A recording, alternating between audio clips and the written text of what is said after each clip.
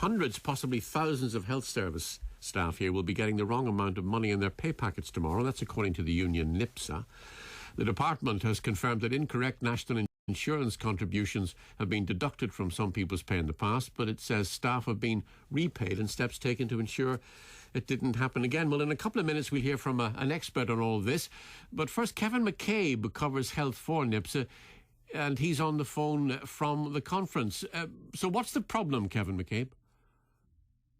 Good evening. Well, the problem is we had a full debate today in terms of the latest catastrophe affecting the health service payroll system, which again remains in disarray because we had members reporting to us that yet again for the third consecutive month they've been paid incorrectly in terms of overpayments or non-payments or underpayments or allowances not being incorporated into their salary. And this puts them into a very difficult situation in terms of bank charges, not being able to budget properly, and their credit ratings affected. And it's an absolute disgrace that we have a system not fit for purpose. Well, how many people are affected? Give us a figure. Well, our indications from the branches that were represented at the conference today indicate that this is probably hundreds, if not thousands, who have got pay slips, or in some cases they haven't received their pay slip, but the calculations have been incorrect. Right, so have you said to the department that if it's not sorted out, you'll take it to a tribunal? Yes, I mean, today there were 3 or 4 action points agreed at the conference.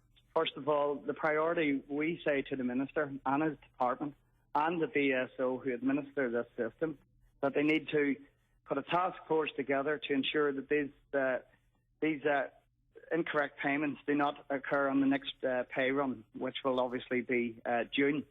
We also took a decision to support branches who may consider industrial action because it's affecting the payroll staff who are being asked to administer a system that's not working. What would the point of a strike? What would the point of an industrial action or a strike be when that would deny people even the money they're getting now?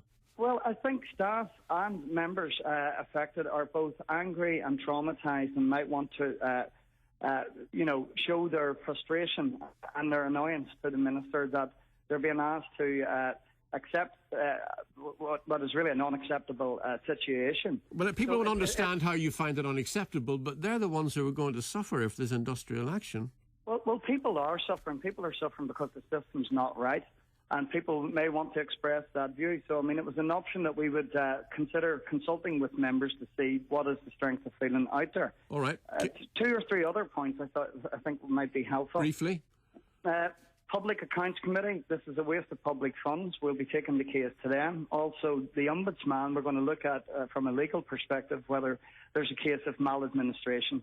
But it's really up to the Minister to put this system right because it's not fit for purpose at the moment. Kevin McCabe, thanks. Well, I've been talking to Adrian Huston, who's a tax expert. He often sits on industrial tribunals concerning pay disputes. So what can employees do if they're underpaid? Well, the first thing they have to do is they have to raise a complaint with their employer to give their employer a chance to sort it out. But if they were dissatisfied with that complaint, they can actually take a matter like this to an industrial tribunal. And that's one where they're claiming what's called an unlawful deduction from wages. And that's where your employer has taken something off you, haven't paid you enough money, and they're effectively refusing to pay you. And even often the mere threat of an industrial tribunal is enough to bring an employer into check and get them to behave themselves. They have no choice as to the tax code that they operate. That's whatever the revenue rules say. NIPSA says staff have mistakenly been paid, or some, twice their salary in some cases. If your employer pays you too much, where do you stand?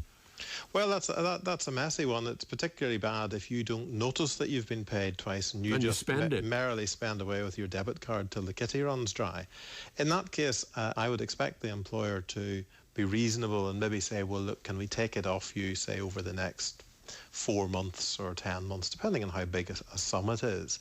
The employer is entitled to the money back. It doesn't become the employee simply because the employer made a mistake. The department says the wrong national insurance contributions have been taken from some people's pay since the new payroll system was brought in. What can you do if your employer has handed more than it should to the revenue?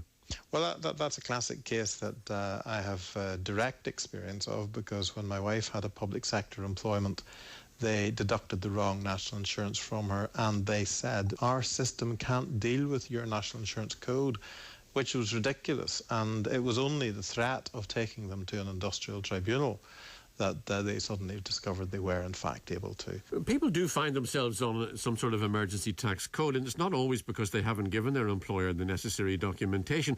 It can wreck your pay packet. Oh yes, emergency tax codes are a source of a great deal of distress, and the most important message I would want listeners to take away is that no amount of going to your wages clerk and crying and wailing and showing pictures of the children with no tea on the table will make a difference. The wages clerk cannot change your code. They can only do what HMRC tells them. So you must contact HMRC and say, my code's this, it's wrong, here's what I think it should be, and if HMRC agrees, they will issue that to the employer, and hopefully that will then be used at the next payday. Adrian Huston.